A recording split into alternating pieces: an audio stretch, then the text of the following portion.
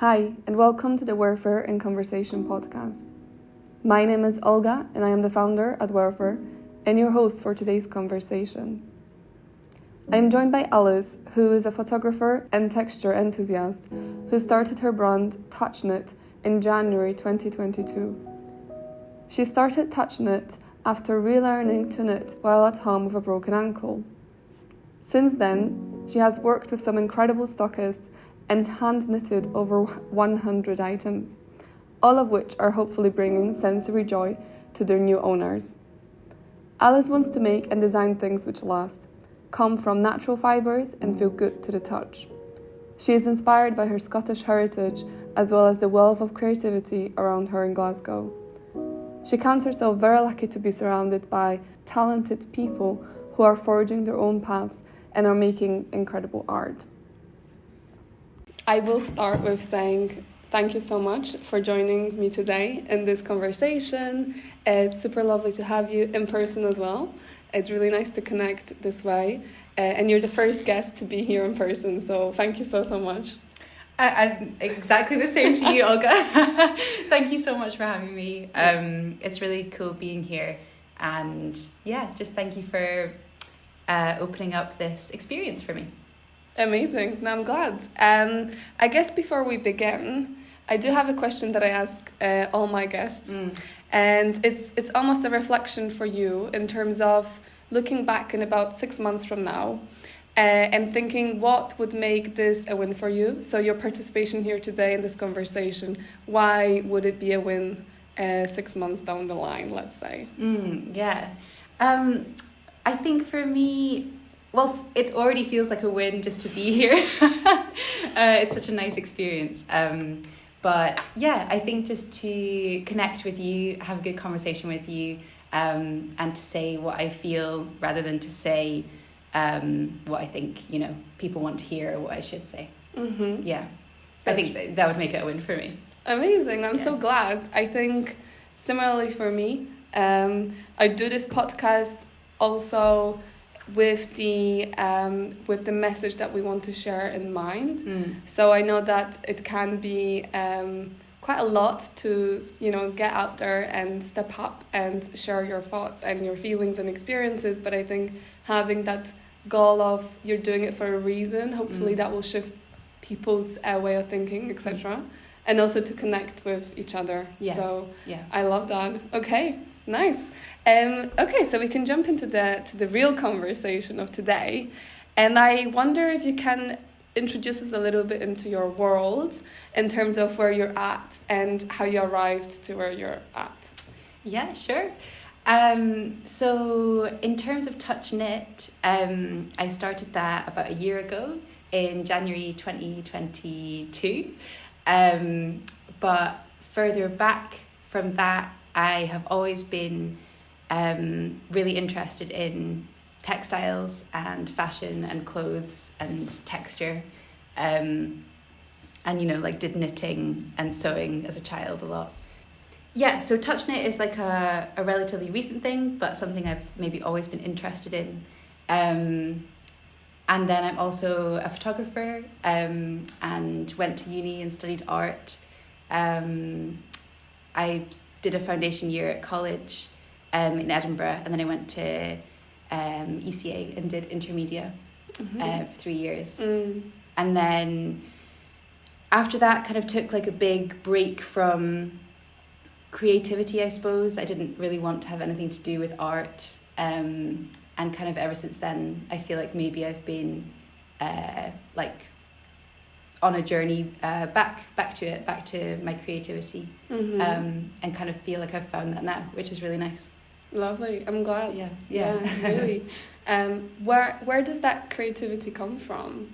Can you point in time and space where you discovered that you are quite a creative individual? Was it always there? Yeah, that's a good question. I think it's probably always been there. I think everyone's creative in their own ways. But for me, I've always been interested in it. And as a child, I would always be like crouched down on my floor in my bedroom, I would go to the local library and get out like a different book each week or whatever on like, you know, jewellery making or knitting or sewing or whatever. And I think that's the same for a lot of people I've spoken to who have similar interests. So that's just always what I gravitated towards. Yeah. And I know from our previous conversations that you struggled a little bit with the formal sort of education, even if it was around a creative endeavour. I wonder if you can just give us a bit of a feel to how you experienced that. Yeah, well, I mean, anyone who knows me probably is sick of me talking about this. So I don't want to go on about it. But yeah, I've just always struggled with education. I think that it's never really fit me very well, and I've rarely had a good experience with it. I had one really good year at college in Edinburgh, but other than that, it's always been a struggle for me. I don't know if it's because of my personality type. Maybe I like push against the structure, possibly. I'm not sure, but yeah, I haven't found a good setup where I felt that it's worked for me so far. Okay, so what would you say enables creativity for you? These are such good questions, Olga. I guess having like time and space, but I maybe had too much of that at art school. Wow, okay. So unlimited time and space is not always conducive to creativity, I think. Right now I work part-time in a candle shop, and I actually find that helps me. If I was trying to do creative things full-time, I think I would find it really hard. I think it would be overwhelming. Whereas because I have the structure of working, for me it actually makes it easier. And in what way does that make it easier for you? I'm not sure. Maybe it's like your brain gets to take a break, think about other things and then come back to it. Or maybe it's that you want to make the most of your days off. So I try to, you know, make an active effort to be creative on those days, to make stuff. You know. I don't know where I read this, but I once read that creatives work in these spells of creativity, and they'll have periods where they're very down and low on that and creative energy, let's say, and then those bursts will happen, and it's hard to keep it a consistent level. Yeah, that's true. And I found that to be true for myself. And I think I also juggled two different sort of realities and worlds, where, I need a break. And I also feel like long term, I feel more productive because I am doing something continuously. It doesn't mean that I'm always creating or being creative, but it keeps my mind occupied, and I think that keeps a healthy sort of mindset and a healthy life in general. Yeah, I agree. Yeah, balance is good, but hard to achieve. Yeah. And another thing that I know from conversations with people, and especially creative people, is translating their creativity into a business. Yeah. And I wonder if you can reflect on that transition for you and how that happened.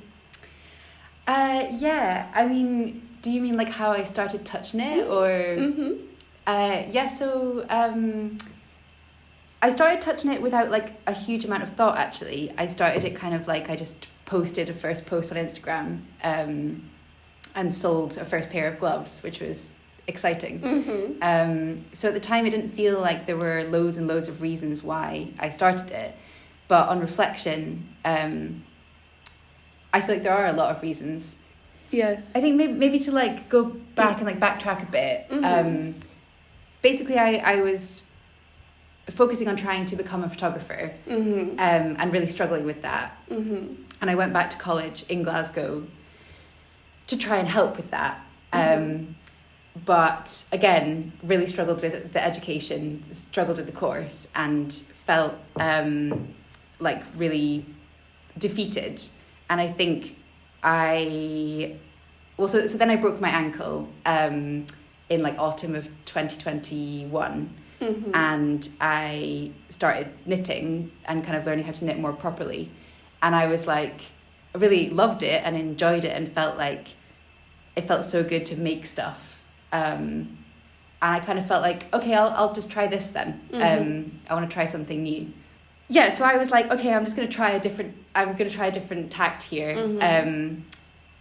And I also really wanted to get into fashion photography and like being a fashion photographer, but I was struggling to do that. I was like, I don't have the portfolio for this. Like, no one's gonna hire me. So, I guess I'll make my own products, and then I'll use my photography skills to take the photos, and I'll do it that way. So I was kind of like, let me just go a long way round with this. But as it's happened, I've actually loved doing touch knit so much, and it's been a really wonderful thing. And I'm so glad I started it.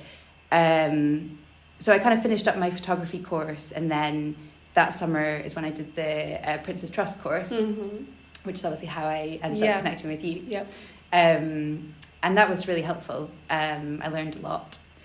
And then kind of have just been focusing on touch knit ever since. Wonderful. Yeah. I mean, I must say that I love the way you combine your photography skills and your creativity and that imagination of yours that then encapsulates touch knit and everything it is. I am in love with it and all your products. Thank you so much. It's absolutely incredible to hear that you have never done that before and you picked it up, and then clearly you have some sort of a talent for it. I mean, I don't know. I'm never really even give it a try.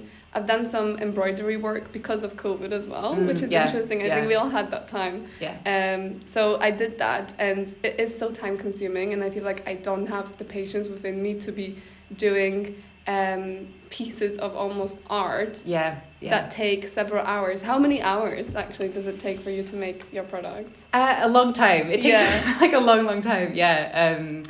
It can take sometimes it can take like 8 hours to make something. Not everything takes as long as that, but I timed it once, and like it takes 4 hours to knit one mitten. Wow. So it's very, very time consuming. But part of why I started touch knit, you know, it's not like a completely altruistic idea where I wanted to start, some kind of ethical, sustainable business just for that reason. It's also because I love knitting and I love making it, and I find like making things very healing. So I do it for me as much as anything else. Nice. And you're doing a really good job, so yeah. Thank you for doing it. Oh, I love it. I love doing it. I think it's so important to love what you do. I don't think I certainly don't have the will to keep going long term if it's not something that I really enjoy doing. No, me neither. Right, so I mean I would give up knitting, I think, after an hour. Just because my mind would just try to, go 100 miles an hour and do 10 other things. But I think discovering these big things at the end of the day is so important. So I'm glad that you arrived there. Same. And I think I know that you've got some really exciting success stories around the brand already. You're stocked with some incredible stockists. And just kind of going back to that idea of transitioning from the creativity and doing something that you ultimately love, that element of creating with your hands, and as you say, it's almost like a therapy session for you, let's say. How do you navigate that business side of things and creating it into an enterprise that has sustainability in terms of financial, but also sustainability in terms of environment, social, which we'll hopefully touch on as well. But just, how do you navigate that space? I find it really hard. But the main thing I find it is slow because it's only me doing it. So everything I do, it's all me. So if I want to create, a website, a beautiful website, I either need to have the money to pay somebody to do that, which I don't, or I need to do it myself, which means taking the time to learn how to do that myself. Yeah. I'm sure you know this feeling as well. Yes. And if I wanted to launch a new product, which is what I'm trying to do at the moment, so I'm working on these like summer hats, which is something I feel really excited about, but it's so slow because it's only one person, and so you have to, conceive of the product, feel inspired enough to make something. You then have to learn a new skill, work out how to make it, take photos of it, market it. It's like a ridiculously slow process. Sorry, doesn't make sense business wise in terms of how slow it is. However, maybe that's okay because things are too fast probably in terms of what we expect from fashion. And so for things to be super super slow, maybe like years in the making, maybe that's good, maybe that's okay. Yeah, no, I can echo the frustration with you in terms of being a one-man band, essentially, right? You're just literally doing everything, and it's crazy to think about it. I mean, I sometimes have that feeling of, I've done so much work in terms of building a product, and I'm happy with it, and I launch it, and then it's like, well, I have another mountain to climb, because then there's the marketing side of things, and it's like, how do you get it across to the right consumers, so that the product are actually of value and are demanded by the right people, right? And you reach them. And I'm not sure which one is more difficult. It's so hard. But then this is when I think it's really important to believe that the right things will reach the right people, and that like you can't necessarily orchestrate that yourself, and you maybe don't know how that's going to happen. Or who's going to see something you put online, but that somehow, sometimes in some kind of weird magical way, it falls into like the right person's hands, and amazing, beautiful stuff can happen because of that. I mean, one reflection I had recently with that slow mindset in mind and like slow business, I feel like I have been able to sort of plant seeds, things that I'd never thought would flourish into anything. And then, a year later or so, things are being picked up, and then I see the sort of the flowers of that labor, let's say.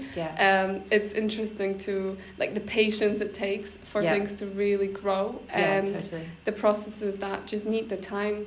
I feel like, we kind of reflecting back on where we met, which is obviously at the Prince's Trust Enterprise Programme. I feel like what I've learned so far, being a sort of business to consumer brand, a fashion brand that produces tangible products, it almost feels like it's a nice to have nowadays.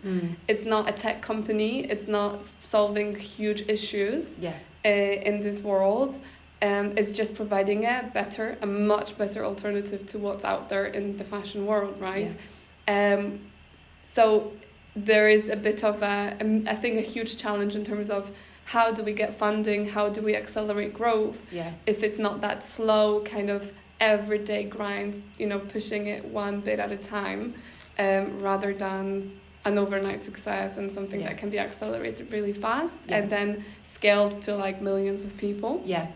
I mean, I don't know if you have the ambition to be scaling to millions of people. I don't really know. No, I don't think I do either. No. But I mean, you never know. You never know, exactly. I mean, it would be nice to be a much better option to the fast fashion giants and things like that. So I feel like that always drives me personally in business, and kind of doing what I'm doing.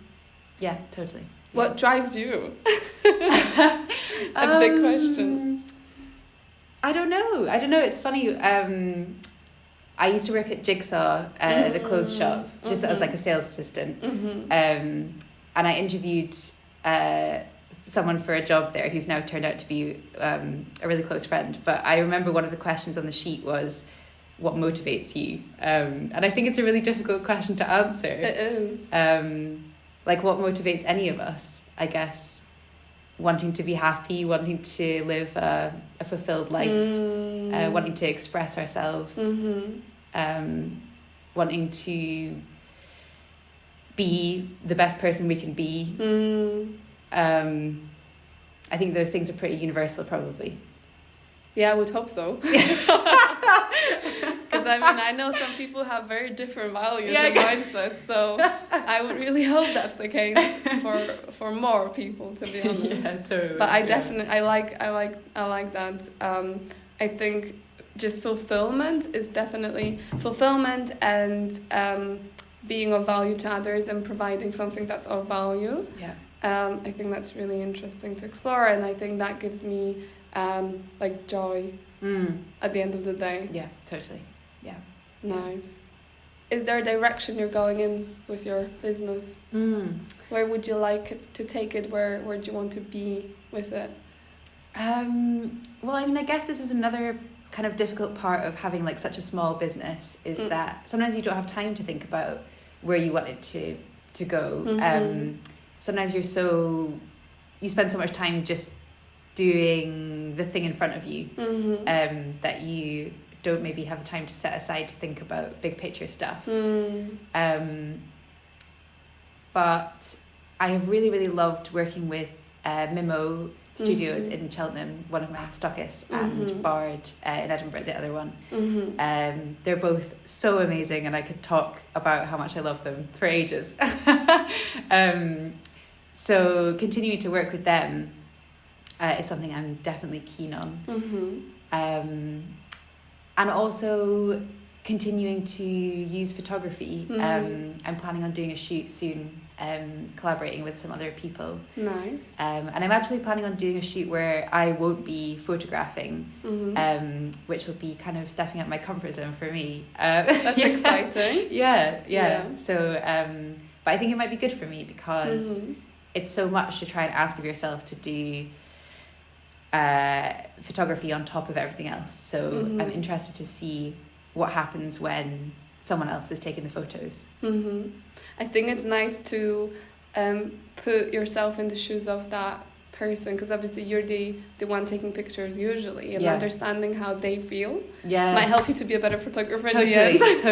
Totally. Yeah. So that's fun. Yeah. Nice. Yeah. I mean, you did mention that incredible experience of connecting with your stockist, Mimo, Bard.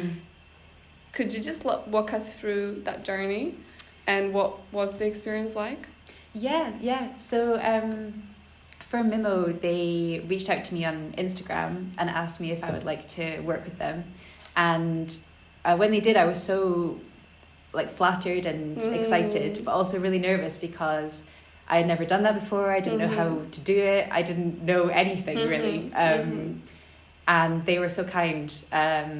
I really didn't understand anything about pricing or how to work with a stockist. And so they really helped me with that. Nice. And then with Bard, that was just really a beautiful thing where someone I know from uni went to their opening event, and she just mentioned me and mentioned my knitwear and said maybe they would be interested in working with me, which is one of the kindest things that someone could do. And so it resulted in us, emailing each other and then stocking my knitwear. But I just feel like we have this amazing connection, and it also resulted in them very kindly giving me some photography work, where I photographed them for a Toast article, and then also went up north to a place called Both House, where they were doing a kind of residency, and they again very, very kindly asked me to come with them and take photos, as well as taking my balaclavas up there. And it's been such a nice experience. We've all been through terrible work environments where we haven't felt I'm sure, I know I have where we haven't felt appreciated or valued. And one of the reasons why I wanted to start Touch Knit is because I wanted to be more in a position where I was maybe in charge or in control and able to work with people as equals, rather than feeling put down by my employers. And so working with Bard has really felt like that. It's felt like working with people who respect you and value your work, which is a wonderful thing, which everyone should get to experience. Yeah, certainly. I definitely agree in terms of, again, I think going back to maybe the motivation element in terms of being your own boss and starting your company is for me as well the fact that I get to choose who I work with. Yeah. And that has been a life-changing event. Like, I mean, it's incredible. And even, you know, doing these kind of things, I wouldn't have that opportunity to be choosing and picking, you know, incredible people to chat with. It's so true. So it's amazing. It feels so nice to be able to do things with people who you like and who you respect and trust. And I mean, you mentioned working up north. It just kind of brought that geographical aspect to the conversation in my head. And I wonder if there is any maybe heritage involved in your work. Is that part of what you do at all? Yeah, I think so, definitely. So I grew up in Elgin, which is in the northeast of Scotland, and felt like I was very lucky to have a lot of exposure to nature growing up, and I think that's I don't know exactly how, but I feel like that comes through with my work. Maybe it's like my interest in natural fibres, or the way I like to photograph things outside. I don't know. And then also just things like, I mean, Scottish knitwear. Like, Scotland has an amazing knitwear history. Not that I really know. I'm not an expert by any means on it, but you know, just seeing like you know, my dad's jumpers, you know, growing up being inspired by like long lasting knitwear, I think definitely comes through still. That's brilliant. I love that. And I think it's nice to tell that story. I think definitely. It's hard to ignore, I think, as well, right? Your upbringing and where you come from and where your experience is like. Totally. Thanks for sharing that. Just to kind of move on, I mean, we did touch on this idea of the social and environmental sustainability of a business. And I think these are values that we both sort of resonate with within our businesses. And I know that it's always a trade-off and a challenge in terms of being being sustainable. What can we do with the budgets we have and with the resources we have? I wonder if you have any sort of key challenges you're trying to tackle with your brand in terms of social or environmental sustainability. Olga and I went to an event together for Fashion Revolution Week, and we watched some amazing documentaries and films about these issues, and I think it's really sad how in some ways so little has changed since then. I just read an article actually on Vogue. They published an article a few days ago, you know, like 10 years on from the Rana Plaza collapse, how much progress have we really made? And the article was kind of empty, really, because how much progress have we really made? In some ways, none.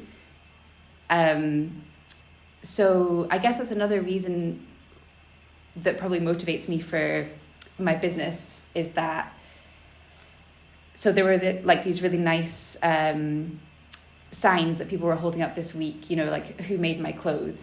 And so for me, with Touch Knit and with so many people who are doing similar things, it's really cool because you know who made the clothes. You know, I can say it was me, and the same for so many other small businesses, which is an amazing positive and a really beautiful thing, I think.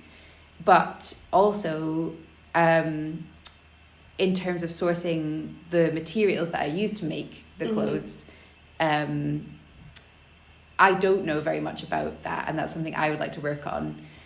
I initially really wanted to use only Scottish wool or only British wool, but it's quite scratchy, or a lot of it's quite scratchy, and it's more expensive as well. And so I haven't succeeded with that so far. And so the wool that I'm using, like, yes, I can answer who made my clothes, but I can't answer, you know, who farmed the sheep and who sheared them and who spun the wool and who dyed it.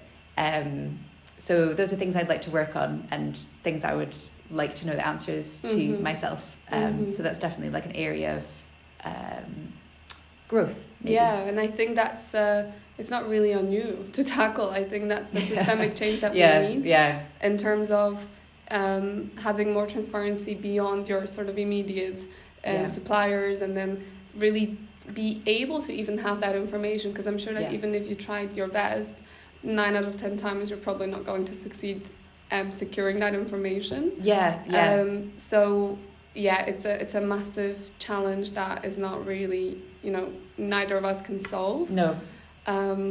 So yeah, it's I think our job is to be transparent and demand, you know, as much as we can, and hope for other people to pick up, for the people who are in power and who have that power to make changes. Yeah, totally. Yeah, it's hard.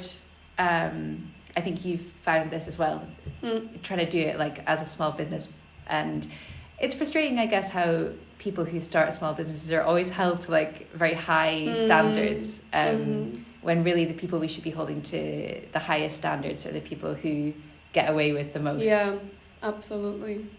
Yeah, no, I mean, nothing else to add there, to be honest. I know we spoke about briefly in previous conversations around communication, and I'm sure that within your brand you also have a message that you want to share with your audiences. And we had a really nice discussion in around you've mentioned Vogue, so like all the other sort of big media outlets and what they're sharing around fashion, and I think again, going back to that 10-year mark, again, nothing has really changed. No. With that even, you know, so that's another step of the way beyond product, how we communicate and what messages we send and what stories we tell about this industry. So yeah, I don't know if you have anything here to sort of add in terms of the importance of that as well, and the messages that you send through your brand as well. Yeah, well, I guess like what messages are places like Vogue sending? And I know I mentioned this before, but and I even wrote it down because I thought it was so good. But basically there's an episode of the podcast The Cutting Room Floor, and it's a designer called Rachel Omondi who hosts it. And I think the episode's called What Does Vogue Believe In? And it's just super, super interesting because what do these big institutions stand for, and how 10 years on from now, just using that as an example, how is it that I can go into a shop and buy a magazine like an issue of Vogue or Elle or whatever it might be? And I said this to you before, but you know, you open it up and it will give you like trends from the runway and where you can kind of shop to recreate those trends. And the items that it shows you are from essentially what is still just fast fashion, like whether it's expensive or not, like whether it's from Zara or H&M or it's from like Net-a-Porter. I never know if it's Net-a-Porter or Net-a-Porter. But whichever country you're in, I think it will have a different pronunciation. Yeah, but you know, whether it's expensive or not, most of these garments are still essentially made using modern day slavery. How are we still in a situation where we are consuming that as a message? Like how are we still allowing this, and how is this still being allowed, that it's normal for people to be exploited in order to make our clothes? How are we in a situation where that is still normal, that's still accepted, where we don't value, we don't value human life, because how can we say otherwise when we all know what the situation is, and those films we watched at the event we went to were amazing, but in a way we don't even need to watch them because we know what they're going to say, because we saw it 10 years ago. We all watched those documentaries 10 years ago. We know the situation. We know that the people making our clothes are not treated well. And yet big magazines continue to publish, you know, month in, month out for years and years and years, buy this, buy that, and none of it's ethical and none of it's sustainable. So we could talk about that for a long time. But it's a really good realization. I think awareness comes first. And I think it's important for us as consumers, because obviously both of us are consumers as well as brand owners, and I think anyone listening is probably in some way a consumer as well. It's important for us to filter through and be more mindful and conscious in terms of what we are feeding ourselves and the messages that we're resonating with. And there's obviously that whole idea of greenwashing as well, in terms of what's true, what's not, what's sustainable, what is sustainability. And I mean, on a daily basis, I think, kind of going back to what you said, we are very much focused on the day-to-day jobs that we have to do, and we forget about that big picture. And sometimes zooming out and just, you know, understanding like, okay, this is still happening. I think some sort of level of healthy frustration is important. To be I don't know, almost avoiding those poor choices. Because I sometimes fall into trap of some, like, I don't know, a trend that's going around, and I think that I want it, and then even if it's secondhand or whatever, I always find a way to sort of justify myself. And it's important to zoom out and remember kind of the reality we live in.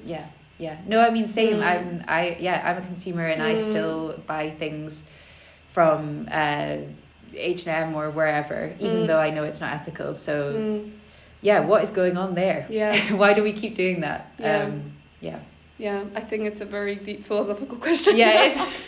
It'd be interesting to dive into it, but it's interesting. And I mean, you mentioned this idea of both sort of very fast and cheap fashion being propagated, and majority of which is made with modern day slavery, and then our clothes are actually obviously made from polyester. And that both of these translate into the high end of fashion as well. And I think an interesting idea that I came across in magazines, which I think can be really useful and interesting to unpack, is this idea of maybe more local trends, localized fashion. And I had a conversation with a friend, and we almost came up with a new business idea, essentially. I mean, this would be very hard to operationalize, but it's this idea of providing a service, almost like drop ship of luggage ready for you to go to a destination. So I don't know if you ever have this, but whenever I go to a new destination, like let's say I'm going to Greece, and my taste of fashion changes 180 degrees. Like, I want to be Greek. I want to wear everything that they make in Greece, and I would love to embrace that for a week or two, and then come back to my sweaters in Scotland, and I don't have to have all these multiple wardrobes within my own actual wardrobe, but I would love to tap into them as and when I go. That is such a good point. Like, why does that not exist? Because one of the biggest things surely is like this time of year when everyone's like gearing up to go on their hot holidays. Think about the amount of stuff we buy new and consume new. Because we don't have the appropriate stuff, because we've been living in like jumpers all year. I mean, I have a very limited summer wardrobe. And I always feel like, it's a waste of space and money and everything to be investing in it, given that I wear it very few days of the year at the end of the day. But I mean, that's just like off topic, really. No, not at all. It's on topic. It's bang on topic. But I do wonder if you have any ideas in terms of where fashion is going or where you would like it to be. Do you see any, personally, do you see anything that you would like for fashion industry to kind of go in a certain direction? Yeah, definitely. I think there is so much to be said for this idea of like local. Maybe this word has been like overused, but I feel so inspired by seeing what goes on in terms of fashion locally. Even like the south side of Glasgow, where I live, I feel like is full of creative people who are, I mean, like the solutions to these problems, we wish that they came from like top down, right? Like we wish that they would come from the big fashion giants. But I think more likely or more often change probably comes from like grassroots and like from the bottom up. And I see that happening everywhere, which is encouraging and amazing. Everybody who has started a business or continues to run a business that is really localized, people love it. Like people love it. People are engaged and they want to support super local stuff. And you see trends. I see trends just in the south side of Glasgow, and I think it would be much more interesting if you know, these big magazines focused more on that. And I'm really interested in the idea of like, how do people dress in different cities? I think, you know, when you go to a new city and you arrive and then you immediately wish you were wearing something else because you're like, that's the luggage idea. Yeah, exactly. Coming back. Exactly, yeah, totally. You arrive and you're like, oh, everyone looks so cool here, but in a different way. Yeah. And it's because we're all inspired by the people who are around us. So yeah, that kind of like localization, I think is really inspiring. What did you ask me? What would I like to see change in the fashion industry? Yeah. I mean, everything. I feel like there is nothing. I feel like there is nothing that does not need to change in the fashion industry. It requires like complete upheaval. I read this book ages ago by this sci-fi author Ursula K. Le Guin. I don't know if you know her, but she writes this amazing like sci-fi, or she did in like the 60s and 70s, sci-fi like fiction. And like, you know how people say that like it's easier to imagine the end of the world than it is to imagine the end of capitalism? Okay. Or maybe you've never heard that before. Because it's so hard to imagine like a different future. And when we think about what do we want to be different in fashion, it's really difficult to imagine a system that's different to the one that we have now. And I think sometimes it's easier to imagine those things through like the work of fiction. So in this book, it's called The Dispossessed, and it's about this main character who lives on a planet that's kind of like the moon, and he visits for the first time a planet that's kind of like Earth. And so through like describing it as though it's fiction, it kind of helps you see like the problems we have. And in the book, the author describes like what like the moon kind of planet has in terms of like everywhere there are like workshops and like people making things and really connected like community. And then he describes going to Earth, and I might read it out if that's okay. It's like a really short thing. Absolutely. Please do it. But basically he's describing like visiting like a busy shopping street. So imagine, I guess, like whatever city you live in, just the main street. So for me, that would be Buchanan Street, which is where I work actually. But I think it kind of accurately describes the situation we have. So he says, and the strangest thing about the nightmare street was that none of the millions of things for sale were made there. Where were the workshops, the factories, the craftsmen, the miners, the weavers, the chemists, the carvers, the dyers, the designers, the machinists? Where were the hands, the people who made? Out of sight, somewhere else, behind walls. All the people in all the shops were either buyers or sellers. they had no relation to the things but that of possession. And I just think it was really cool. Mic drop. It's so good, right? It's so good. Like when you think about, like it gives me chills. Like when you think about our world and our cities and the way they're structured, making things makes us happy. Like, okay, we've outsourced the labor.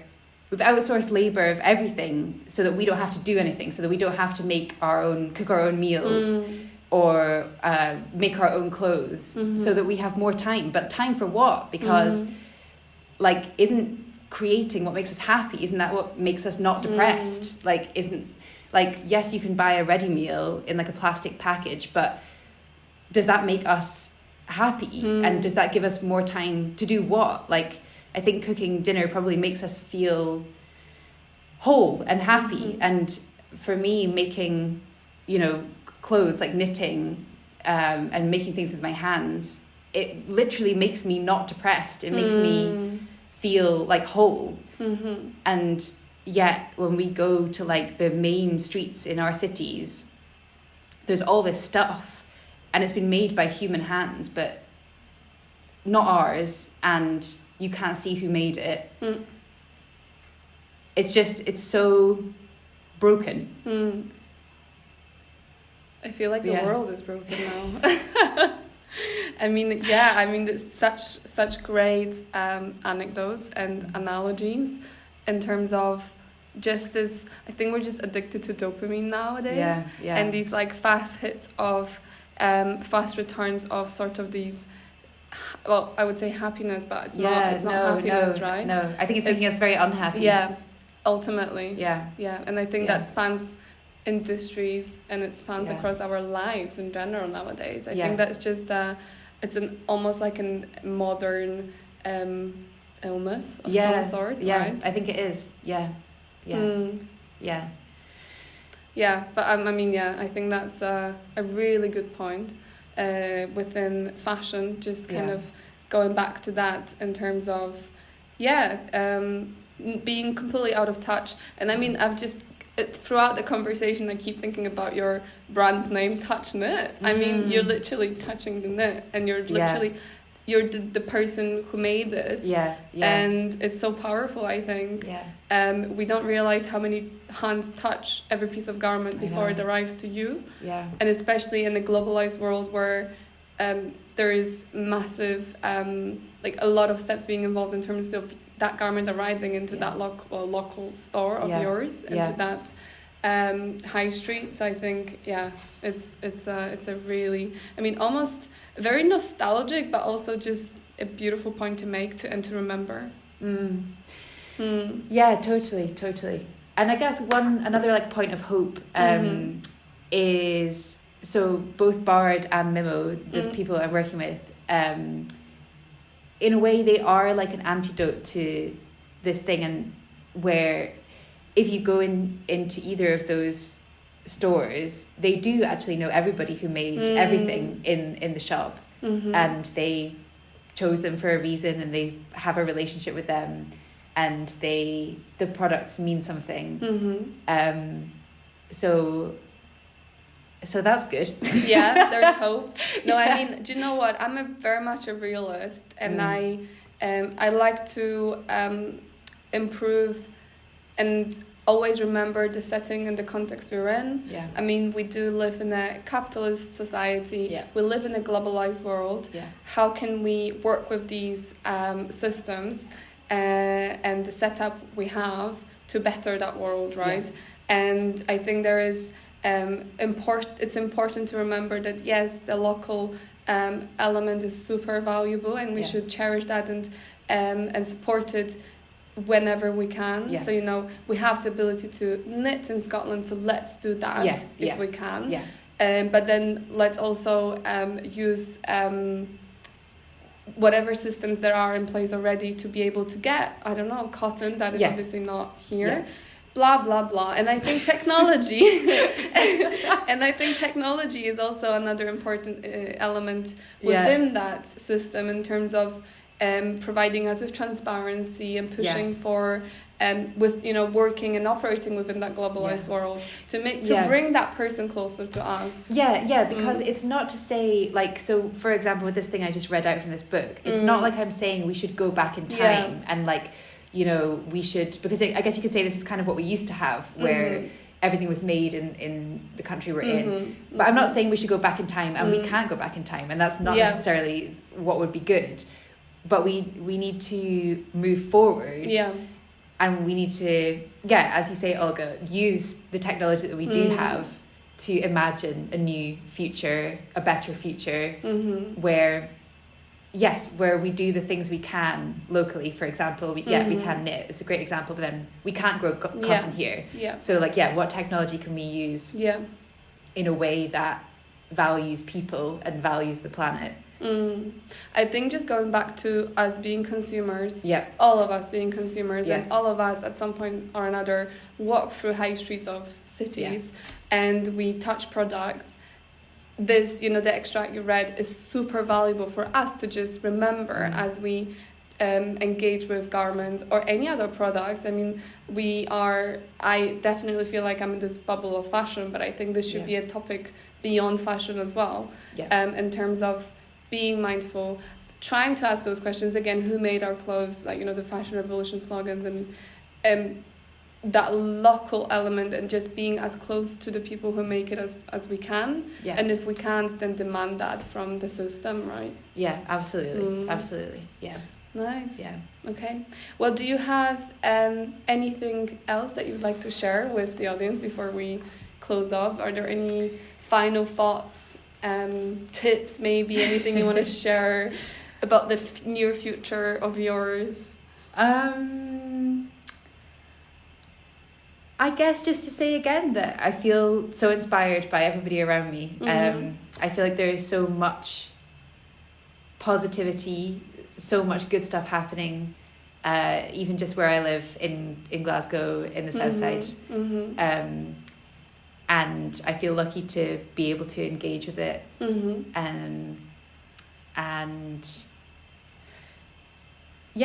No, that's lovely. I mean, I think I would say the same, and I think I really second the thought of grassroots movements, the bottom up approach. We often can feel like we don't have any power to change things, but I think we have all the power. We just have to get up and do something. And no matter how small or big it is, I think it has value. And again, we're a system, so the parts form that system, right? So not one thing will shift and change, but it's the elements together. And that just reminded me as well of something I always think, which is like when facing these big scary issues, I think sometimes you feel like kind of becoming like a martyr, like dying on a hill of like getting really angry about it and like fighting really hard. But actually I think the best thing that any of us can do is to do the thing that we feel specifically passionate about, or the thing that brings us joy, because when we do that, I think we're of most use to ourselves and to the world. I agree. All right. Okay. Well, thank you so much for Thank you, Olga. Thank you so much. It was amazing. I had a wonderful time. I felt like I've gone through this journey of exploration of your world and your mind. So thank you so much for letting me there. Oh no, thank you so much for having me.